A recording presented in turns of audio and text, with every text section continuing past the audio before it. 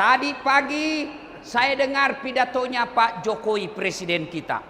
Saya ikut juga baca doa dan ceramah sedikit di tempat itu. Beliau sebagai Presiden Republik Indonesia menyatakan seluruh negara sekarang lagi menghadapi masalah. Masalah krisis pangan, masalah krisis energi, masalah perang yang berdampak juga ke Indonesia. Maka 2023 menurut prediksi orang-orang yang pandai di bidang ekonomi, mereka berkata makin susah uang. Wahai orang-orang yang beriman, bertakwalah kalian kepada Allah dengan sebenar-benarnya takwa. Dan janganlah engkau mati,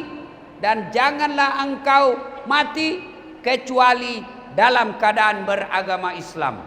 Berarti ayat ini ada orang Islam tapi matinya tidak membawa Islamnya. Banyak orang Islam ngakunya Islam tapi matinya tidak membawa Islam. Adakah begitu? Banyak. Insya Allah Bapak tidak akan mati dalam keadaan berzinah. Amin. Insya Allah Bapak tidak akan mati dalam keadaan ngerampok. Amin. Insya Allah Bapak tidak akan mati dalam keadaan berjudi. Tapi yang bisa membuat Bapak Ibu mati kafir, hubbi aklil haram, suka memakan barang haram. Satu di antaranya yang suka makan barang haram, mereka yang suka terima uang sogok pilkada.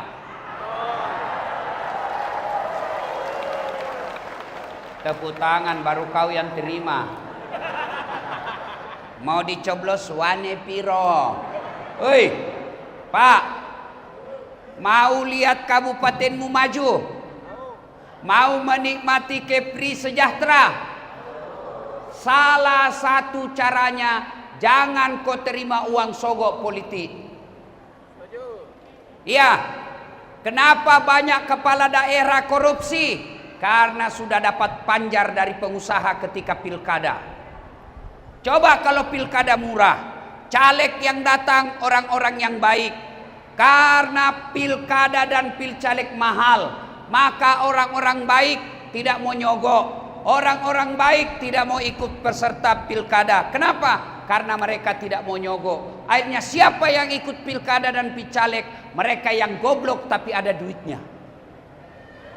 Akhirnya apa?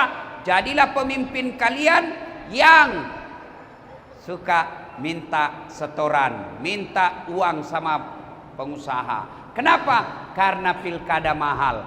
Maka saudaraku, ulang tahun Bintan ke-74 ini, ayo ikrar, pilkada yang akan datang tidak ada yang terima uang sogok politik. Bisa? Bisa? Kau juga tidak kaya dengan terima uang 100.000. Kamu tidak akan kaya dengan terima uang politik 1 juta. Dan kamu juga tidak akan miskin dengan menolak uang pilkada. Tapi yang pasti ketika kau makan uang pilkada, sudah ada api neraka dalam dirimu. Bisa? Ya. Pegawai honor, lebih baik kau jadi pegawai honor sampai harimu wafat daripada kau jadi PNS tapi nyogok. Kan itu pegawai honor itu kan namanya PTT, pegawai tidak tetap. 5 tahun kemudian TTP, tetap tidak pegawai. Lebih baik tetap tidak pegawai daripada pegawai nyogok. Lebih baik caleg gagal daripada anggota DPR berhasil duduk karena nyogok. Yang lebih parah, sudah nyogok tidak terpilih. Beling-beling. Wa qala idan bismillahirrahmanirrahim. Innallaha wa malaikatahu yusalluna 'alan nabi. Ya ayyuhalladzina amanu sallu alaihi wa sallimu taslima. Sesungguhnya Allah dan para malaikatnya bersalawat kepada Rasulullah Muhammad sallallahu alaihi wasallam. Maka wahai orang-orang yang beriman, bersalawatlah kalian kepada Rasulullah dengan sebaik-baik salawat. Maka pada malam ini saya mau ajak salawat. Ibu-ibu bisa tanding salawat dengan bapak-bapak? Saya mau dengar mana lebih kencang suara salawatnya ibu-ibu daripada bapak-bapak. Bisa? Cek, cek, cek, cek sound dulu. Cek, cek. Yang ngatur sound system, turunkan bassnya. Nggak usah pakai bass. Eho-nya tutup. Tutup eho. Tutup eho-nya. Treble-nya kasih full. Cek. Ulang-ulang. Bassnya tutup. Nggak usah pakai bass. Eho-nya tutup. Tutup eho. Treble-nya naik full. Cek. Oke. Ibu-ibu, kita selawat. Salatullah, Masya Allah, ala toha Rasulillah. Salatullah,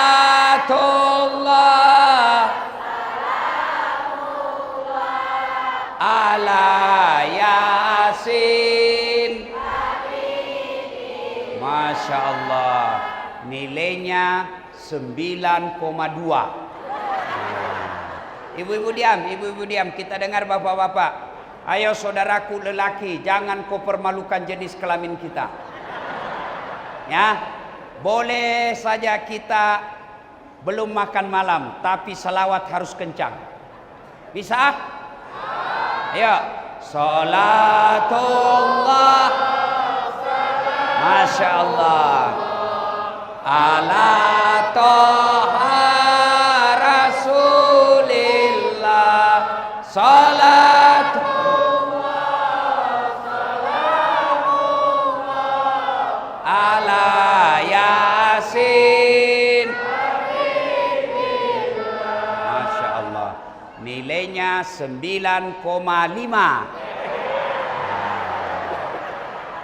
Ibu-ibu diam, bapak-bapak diam. Diam kau semua. Kita dengar ini pejabat kita. Diam. Kita dengar Pak Gubernur dan para pejabat yang ada di depan kita ini ya. Ayo Pak, jangan mempermalukan pejabat Kepri. Kapan lagi kita kerjai gubernur sama Pak Kajati? Ayo Pak Gub, ayo. Salatullah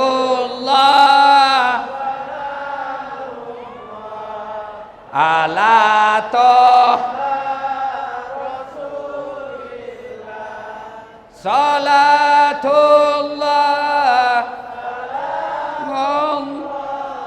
ala Yasin.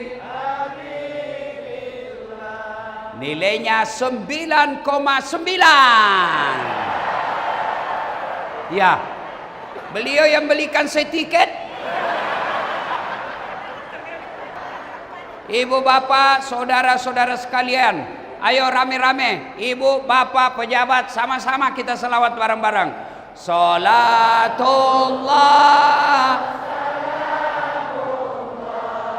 ala toha Rasulillah.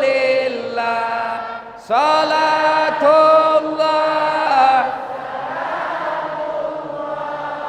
ala Yasin. Terima kasih. I love you full, ibu-ibu. Kenapa ibu-ibu janda ketawa?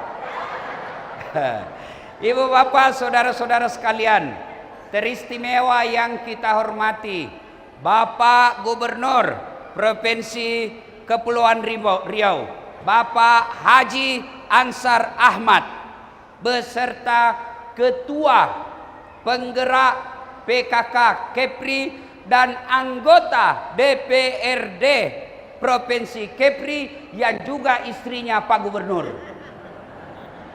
Dan yang kita hormati Bupati Kabupaten Bintan, Bapak Robi Kurniawan, Bapak Kajati Kepulauan Riau beserta istrinya yang juga temanku dari Sulawesi Selatan. Orang sini tapi 7 tahun tugas di Sulawesi Selatan. Sudah tahu sedikit bahasa Bugis. Dan di sini saya tahu banyak juga orang Bugis. Alhamdulillah. Pak Gubernur, saya bangga ini dengan orang Bugis. Kemana-mana saya ketemu banyak orang Bugis.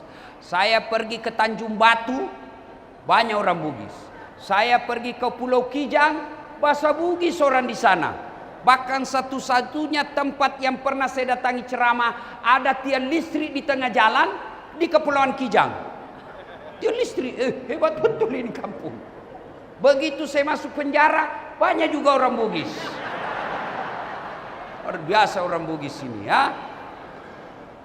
Nah, ibu bapak, saudara-saudara sekalian, siapa lagi yang mau dihormati? Ketua Dewan apa?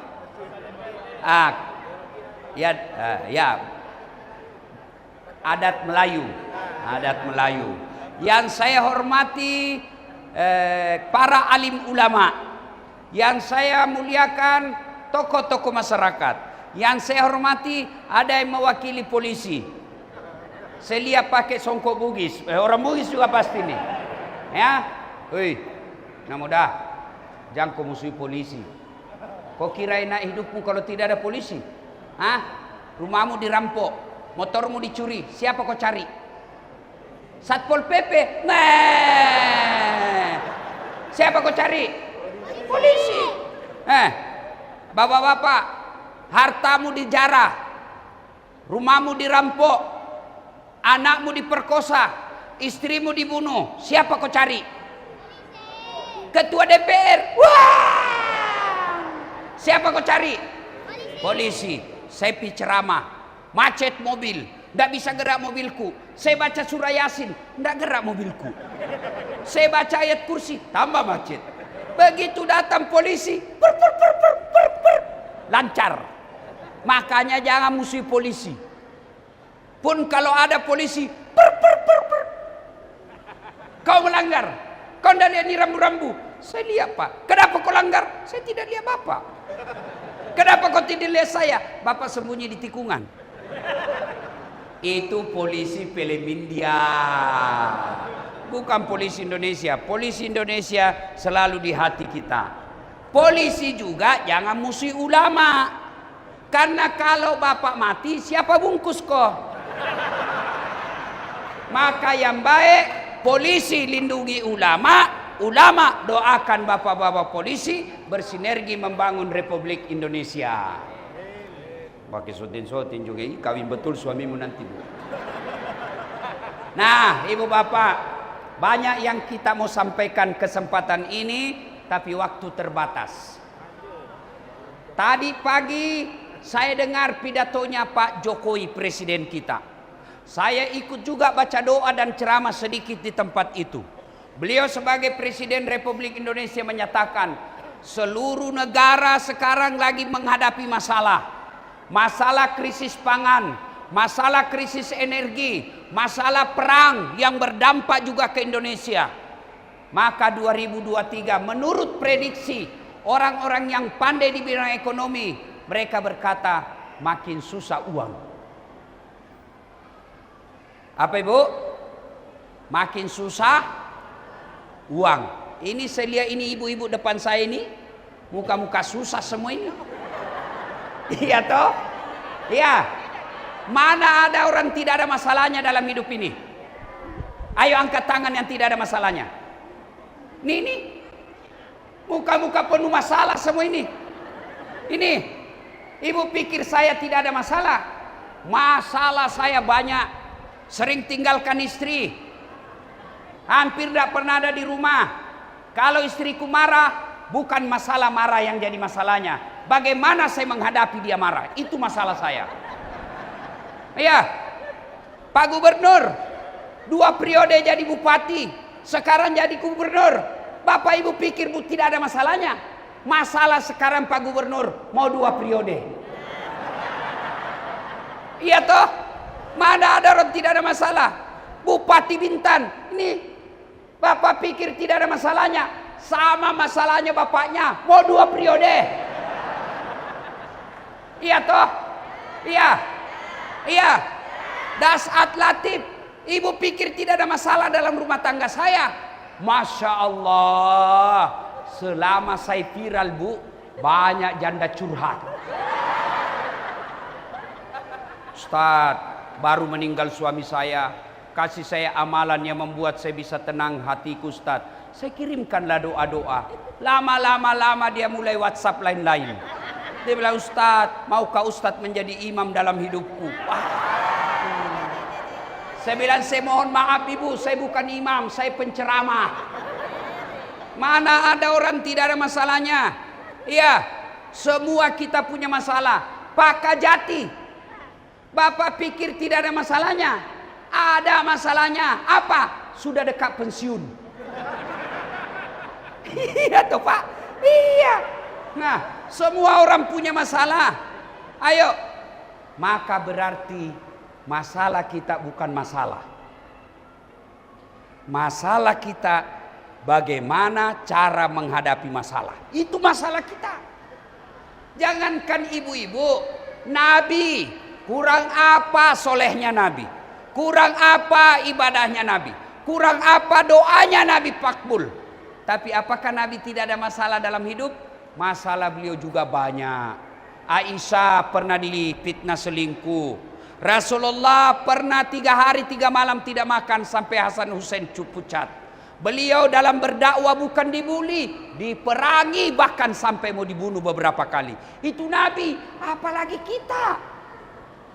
Berarti Nabi ada masalahnya. Gubernur ada masalahnya, Kajati ada masalahnya, Bupati ada masalahnya, istri pejabat ada masalahnya, Dasat ada masalahnya.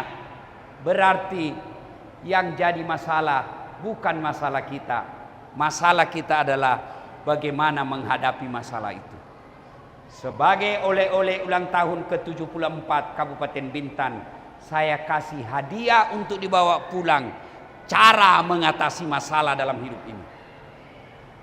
Yang pertama ibu, kalau ada masalah, yang pertama takarrub ilallah. Ada masalahmu bu, dekat kau dengan Allah, bukan dekat dengan bupati. Dekat dengan bupati, bupati ada masa jabatannya, gubernur ada masa habis jabatannya. Tapi kalau kau bersandar kepada Allah, Allah tidak akan pernah hilang, Allah tidak akan pernah lenyap. Maka mintalah pertolongan kepada Allah. Dekatkan dirimu kepada Allah. Bagaimana cara mendekatkan diri kepada Allah? Gampang mengucapkan, kau dekatkan kepada Allah. Kau dekatkan kepada Allah. Gampang mengucapkannya. Bagaimana prakteknya? Pertama yang utama adalah aqimis shalah, dirikan sholat. Ibu ada masalah, pasti karena sholatmu tidak beres. Kenapa suamiku kasar? Karena suamimu tidak sholat. Kenapa anakku tidak dengar nasihat? Karena dia tidak sholat. Bu, ibu, bu, bu, kecil buat Allah selesaikan masalahmu. Kecil. Apa masalahmu? Asam urat Ustaz.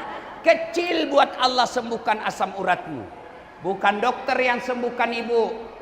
Kalau dokter yang sembuhkan manusia, maka tidak ada dokter yang sakit. Ibu pernah tidak lihat dokter sakit? Pernah? Banyak. Kalau dokter yang sembuhkan penyakit, tidak ada dokter yang meninggal gara-gara COVID. Tapi banyak juga dokter yang meninggal gara-gara COVID. Berarti siapa yang sembuhkan ibu? Allah. Maka kalau ibu mulai sakit, yuk koreksi sholat. Berarti sholatku tidak bagus. Saya sholat Ustaz. Betul ibu sholat tapi tidak ikhlas. Hayya 'alas shalah. Asar lagi. Barusan saya sholat duhur. Kok tidak ikhlas? Saya sholat Ustaz. Betul ibu sholat tapi tidak ikhlas. Mana buktinya? Itu juga pakaianmu kau pakai mencuci. Itu juga kau pakai tidur. Itu juga kau pakai masuk toilet. Itu juga kau pakai mencuci. Kau pakai ke pasar. kau pakai lagi sholat. Salah? Tidak. Tapi itu buktinya kalian tidak serius menghadap Allah. Malah ada ibu-ibu yang tanya, Ustadz, boleh enggak sholat tidak pakai BH? Kenapa ibu? Dia bilang panas Ustadz. Boleh, tapi bayangkan itu kalau ibu ruku.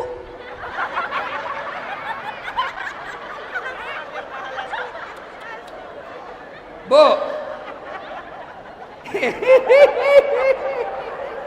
ibu ketawa karena membayangkan diri sendiri. Bu, bu, kalau ibu tidak pakai BH sholat, bayangkan bagaimana perasaannya ibu gubernur. Kalau ibu menghadap suaminya, Pak Gubernur, lalu ibu tidak pakai BH. Pak Gubernur, adakah bantuan? Dia bilang, kurang ngajar kau, keluar. Ya, ibu. Maka menghadapi masalah ini, suami di PHK. Tadi 5 baju seragam untuk anak sekolah, tiba-tiba tinggal 1. Tadi ada bantuan beras 10 kilo, tiba-tiba tinggal 5. Jangan putus asa. Kalau Allah yang tolong kamu, kecil masalah dunia, kecil. Maka perbaiki sholat. Saya sudah sholat Ustaz. Betul ibu sholat, tapi tidak ikhlas, main-main. Allahu Akbar. Iya kan.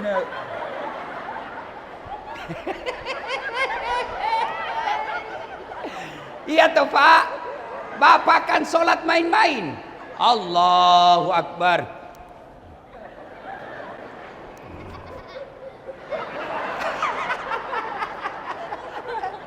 Iya toh? Iya. Allahu Akbar. Sudah 3 rakaat atau 2 ya? 3 rakaat atau 2?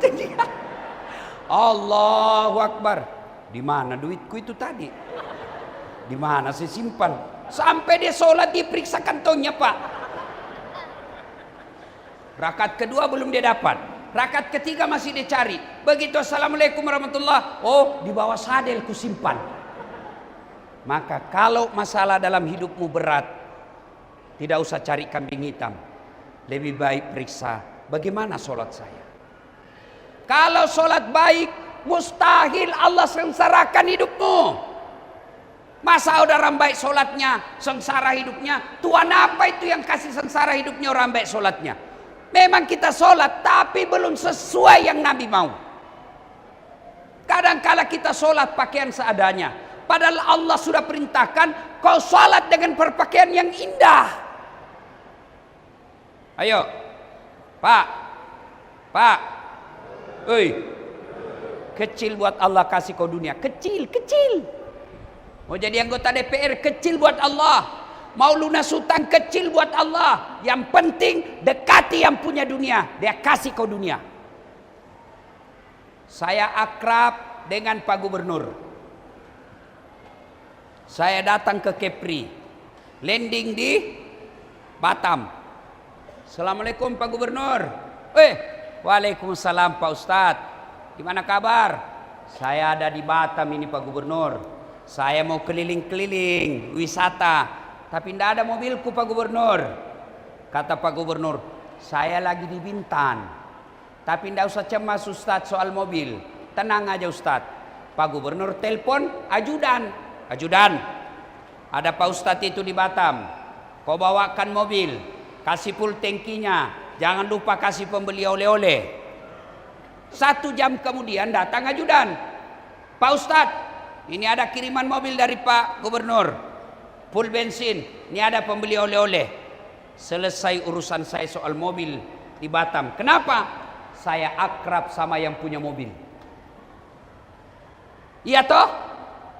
Datang pula orang dari Sulawesi. Tidak pernah ketemu Pak Gubernur, tidak pernah kenal, tidak pernah lihat wajah. Landing dia di Tanjung Pinang. Assalamualaikum Pak Gubernur. Saya di Tanjung Pinang ini. Mau pinjam mobil. Pinjam dulu mobilnya Pak Gub. Kapolda. Ada penipu itu di bandara, Pak, tangkap dia. Begitu juga hidup kalian. Tidak pernah sholat. Sholatnya cuma hari Jumat. Paling cepat pulang, paling terlambat datang. Orang khotbah dia tidur. Tiba-tiba sakit. Ya Allah, capek sudah saya dengan sakitku ini, ya Allah. Ya Allah, capek sudah saya, ya Allah. Malaikat berkata, Allah berfirman, malaikat, karena dia sudah capek dengan sakitnya dan capek hidupnya, sekali cabut nyawanya. Maka ibu-ibu perbaiki sholat. Bu, jangan cemas kalau anakmu sarjana tidak ada kerjanya. Jangan cemas kalau anak kita sudah sarjana tapi masih nganggur.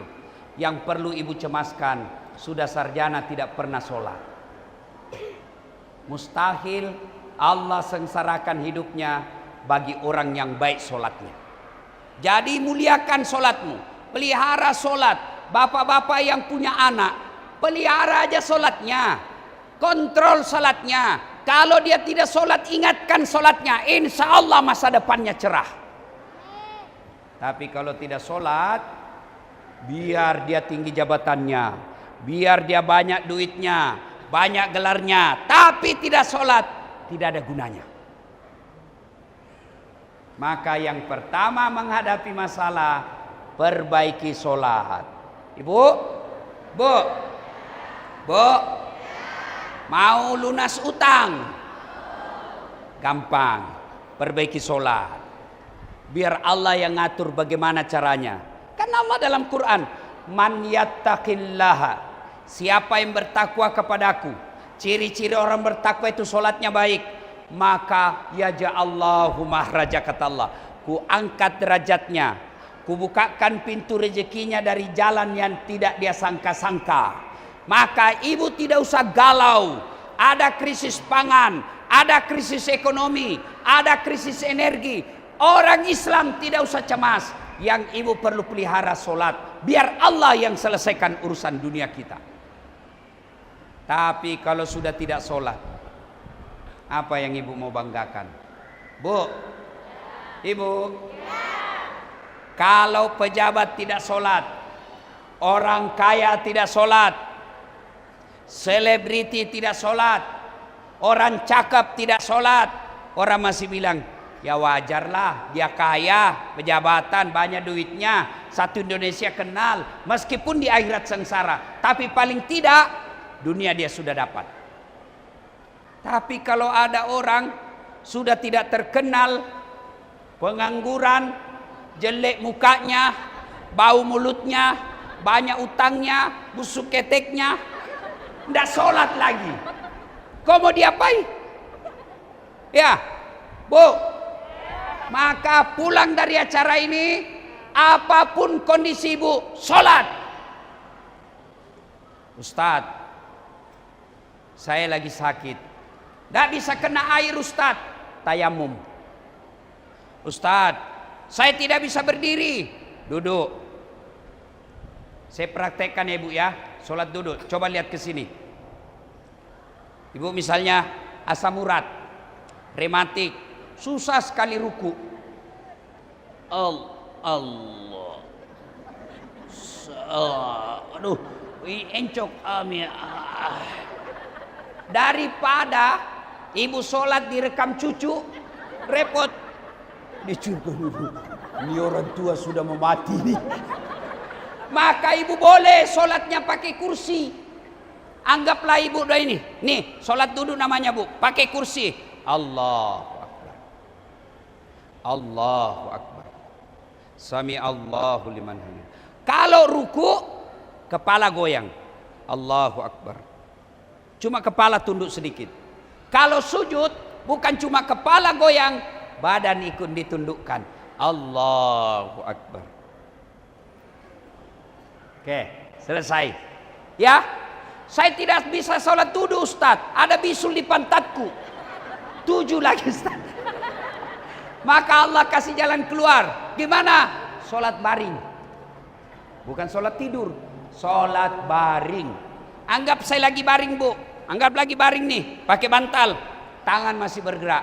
Kepala sudah tidak digerakkan. Allah. Kepala ndak lagi begini-begini. Karena ibu lagi baring. Saya tidak bisa baring Ustaz. Sholat pakai isyarat namanya. Mana disebut sholat pakai isyarat? Tinggal matanya yang gerak-gerak. Allahu Akbar. Gini Bu, lihat mata saya. Allahu Akbar. Sami Allahu liman. Allah. Ya ketawa. Saya serius ini Bu. Salatullah salam ala toha rasulillah. Salatullah salam ala yasin. Ustaz, saya tidak bisa sholat pakai isyarat Ustaz. Namanya sholat dalam hati. Mana yang disebut sholat dalam hati Ustaz? Mata sudah tidak bergerak, bibir sudah tidak mengucapkan. Dalam hati aja Ibu, begini saja. Bagaimana bacanya Ustaz? Baca dalam hati. Bayangkan lagi takbir, Allahu Akbar. Dalam hati saja. Sami Allahu liman hamidah. Dalam hati. Tidak bisa juga sholat dalam hati Ustaz. Gampang. Ambil kain putih, bungkus, bawa dikubur. Iya Ibu. Ini ibu-ibu paling banyak ndak sholat kalau ada pengantin. Iya toh? Iya. Paling banyak ndak sholat gara-gara make up. Kuning, biru, coklat. Ada lagi model baru, dikasih lebih-lebih sedikit di sini. Kudungnya kudung sakaratil maut. Ada dia kasih miring lagi sini. Ada kayak kaleng-kaleng di belakang. Bajunya sempit, rohnya juga sempit. Kata suaminya, buru-buru kau Bu, kita keterlambat. Apa kata istrinya? Sebentar Pak. Beleng-beleng. Coba lihat Ibu Gubernur. Coba lihat Ibu Gubernur. Nggak ada makeup. Nedo. Ini baru Ibu Ketua RT.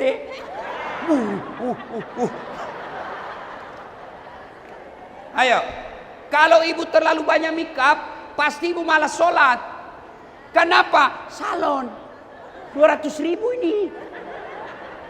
Saya mau makeup, dilarang. Tidak, silakan. Tapi Ibu wudhu dulu. Wudhu dulu baru dandan. Sudah itu tahan kentut.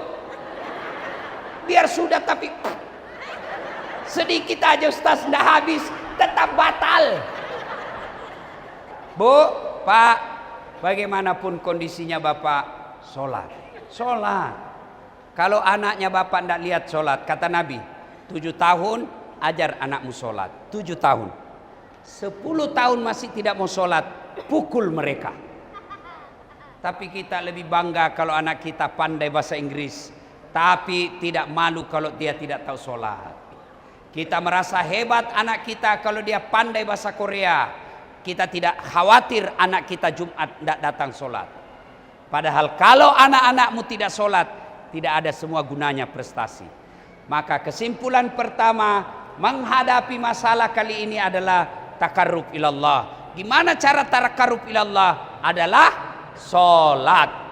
Yang kedua, menghadapi masalah ini, wala tai'asu min rauhillah, kata Allah. Jangan kau putus asa. Selesai sholat, minta pertolongan Allah. Berdoa. Doa itu tidak harus bahasa Arab. Bu, Ibu, mau saya ajarkan doa anak soleh yang bisa jadi ulama besar. Mau Ibu? Ayo ikut sama-sama kita doa. Ini doa anak supaya anaknya jadi ulama. Ayo. Bismillahirrahmanirrahim. Allahumma barik lana bima razaqtana. Asal ikut saja. Itu doa makan Ibu. Ibu hafal tapi tidak tahu artinya, jadi asal ikut. Itu maknanya. Ibu kadangkala tidak sampai doa karena ibu tidak tahu apa yang ibu minta. Berdoa tidak harus bahasa Arab. Ibu boleh pakai bahasa Melayu, boleh pakai bahasa Jawa, boleh pakai bahasa Jambi, boleh pakai bahasa Bugis, bahkan boleh pakai bahasa isyarat. Boleh. Daripada ibu bahasa Arab tidak tahu artinya, nanti bingung malaikat. Apa maksudnya ini ibu? Lain di bibir, lain di hati. Doa yang ingin disampaikan, ya Allah, dalam hatinya, pelihara suamiku agar dia setia. Ternyata doa yang dia baca, doa minta hujan. Maka boleh pakai bahasa apa saja, bahkan boleh pakai bahasa isyarat. Amin ya Allah.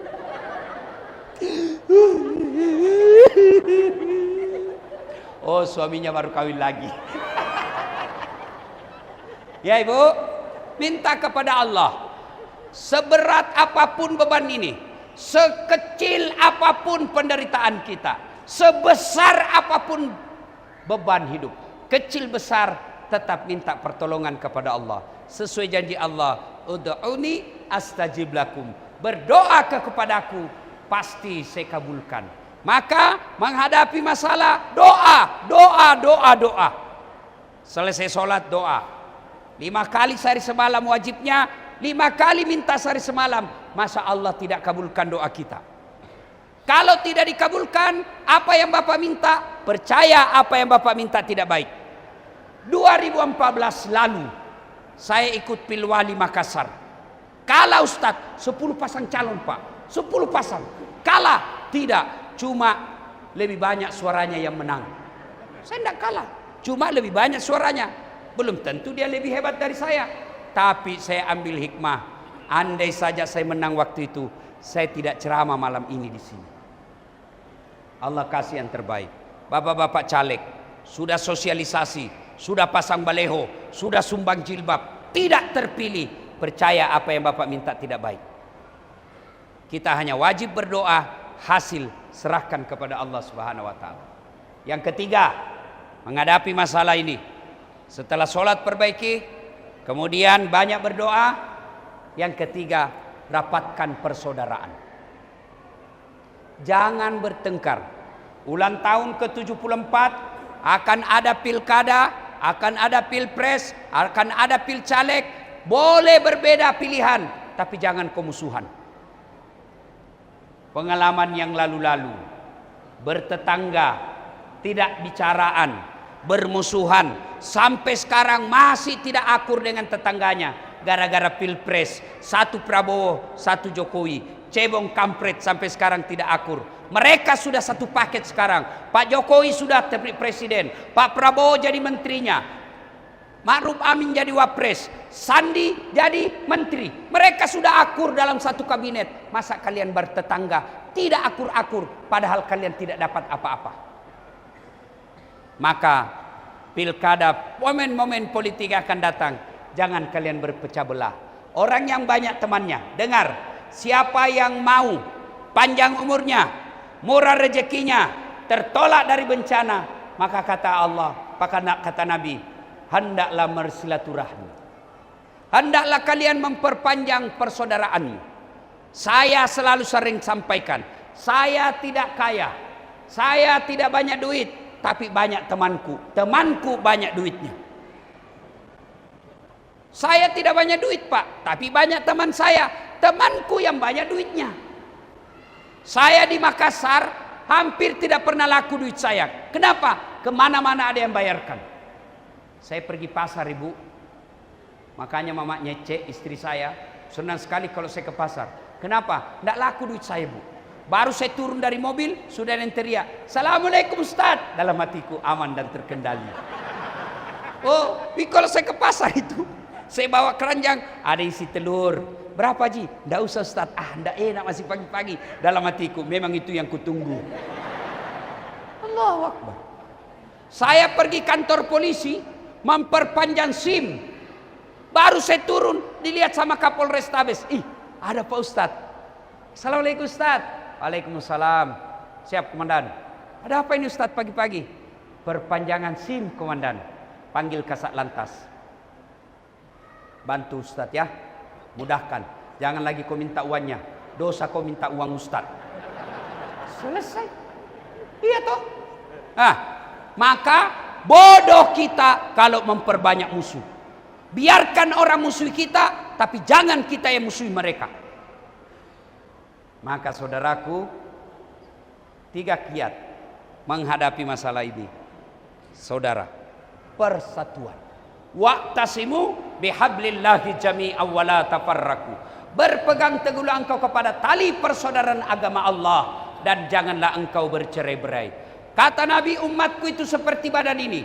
Coba lihat badan kita, Pak. Tangan kanan gatal tanpa diundang kiri yang garuk. Tangan kiri yang gatal tanpa diundang kanan yang garuk. Gatal dua-duanya kerjasama. Iya toh? Coba lihat. Saya jalan malam-malam, tahan tuh kaki. Aduh, kaki tahan tuh. Seluruh badan saya merasakannya. Yang pertama bereaksi mulut. Oh, aduh. Iya toh? Yang kedua bereaksi mata, cari. Mana dia? Yang ketiga mulut meniup. Yang keempat tangan mengusap. Padahal kaki yang bermasalah. Tidak ada orang tahan tuh kakinya. Rasa kok. Jalan memang kau. Suka bodoh ini, bodoh. Mana? Maka begitu mestinya kita di Kepri. Provinsi kita, provinsi yang baru.